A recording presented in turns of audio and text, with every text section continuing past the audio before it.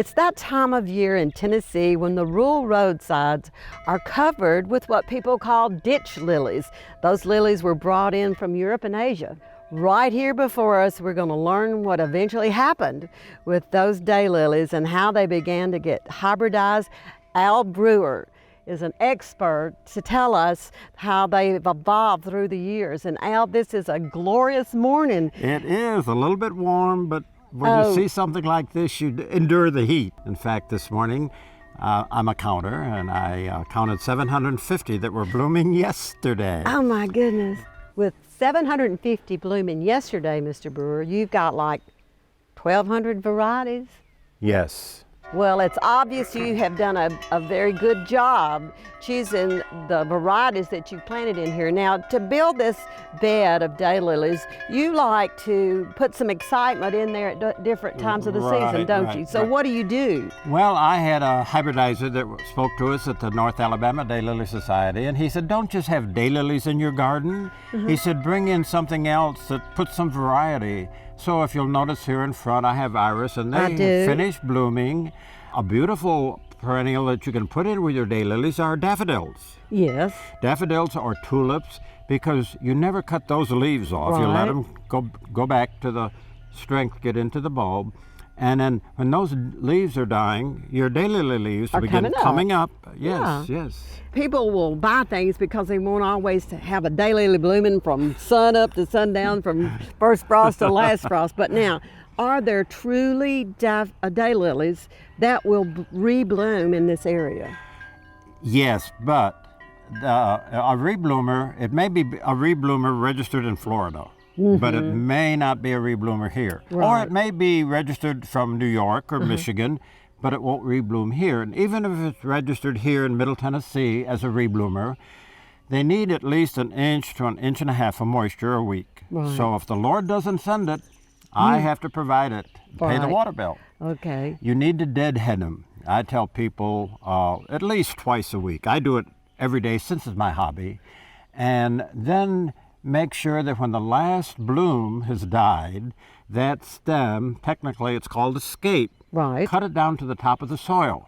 All the way down? All the way down, yes. What I will do about the middle or the end of August, I'll cut all these leaves down to about 4 to 6 inches from the top of the soil. It's a mixture of commercial topsoil, sand, and peat moss. I try to do 1/3 of each when I'm making a new bed. Okay. Well, I can see color, I can see different heights, and I guess that I want to start right here with this little precious thing. This is a little wine, and it's several.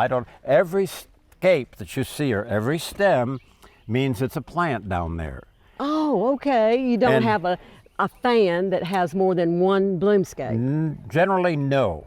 Each fan or each plant will send up a stem or scape, and it will bloom. Yeah, I see a variety right here. That is just beautiful with those ruffled edges. That's something new, isn't it? That was a $100 daylily, maybe a little more originally. Midnight in Paris.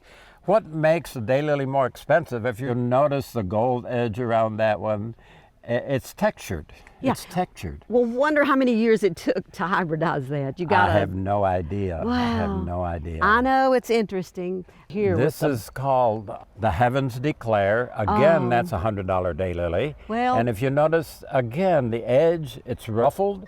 It's just different, unique. Yeah, and then right on into the left of that one that's got that glow to it, that darkness there. Yes. And it's also got a stripe up the petals too. Yes. The center, which is called the eye, when they're different colors, by and large, most daylilies will have either a yellow or a yellow-green eye. But if you notice the one next to it, the Heavens Declare, that purple eye, maybe a deep mauve, because they're different and because the edge is different, that makes the price of that daylily more expensive. Yeah, now I can't help but notice, as far as scapes go, this tall peach one back here, the size of those scapes. Now, is that because of variety or because of your cultivation? Yes. You can Something you might be interested to know that you can have early bloomers. This Yes. year, because spring was somewhat later this year, Right. they didn't start really blooming till 1st of June. Then you can have early, middle, late, or late. Yes, and you can believe I have a book that's got every one of those marked, so I could have one of every Right, those. But I hadn't acquired that yet. Right Go a little on bit further, down. that pink is a spider, what they call a spider, because Right. it looks like a spider. Yes, and I have a few of those, and my first one was Kindly Light. Yes, The I've yellow. had that. Out through the years, you've gotten a lot of experience now, the trends and everything, and you have customers. What are they looking for? Do they want to go new, stay with the old? What's going on? I think it depends on the individual. Sometimes they want an old one. Many times we'll say, I'm going to get rid of the old ones. But if somebody's just getting started in daylilies, they think they're beautiful. Right. And if they've been growing daylilies for several years, they're looking for something different, something new. Right, and you know, they're not ready for the ticket shock either, are they? No. That's a good thing. So the double then, are they a good blooming daylily, or do they have troubles with weather? No. Here's a double. Right. It's called pink peppermint. Oh, It's a double. that is really pretty. Pink peppermint. I'd like to look at perhaps some of the ones that will have short fans and diminutive blooms. Okay, you're coming up to one down here that's a shorter one. Right here. Yes, it's called the blue parrot.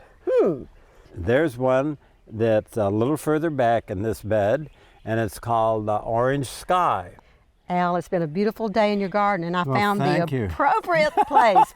This daylily is called None Like You. Well, I have to say, when it comes to daylilies, there's none like you. You Thank you. You're persevered. kind. You have a beautiful collection. Thank and you. Thank you for the sweat Oh. off of your brow this morning. That's all right. It was a I live beautiful- with that. Beautiful gardens. I turned 83 last month, and our daughter feels that it's because I'm out here so much. I think so.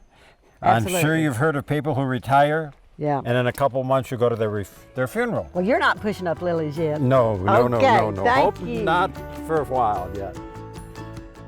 If you like gardening, you'll want to subscribe to this channel. We showcase gardeners, plants, and the joy that growing can bring.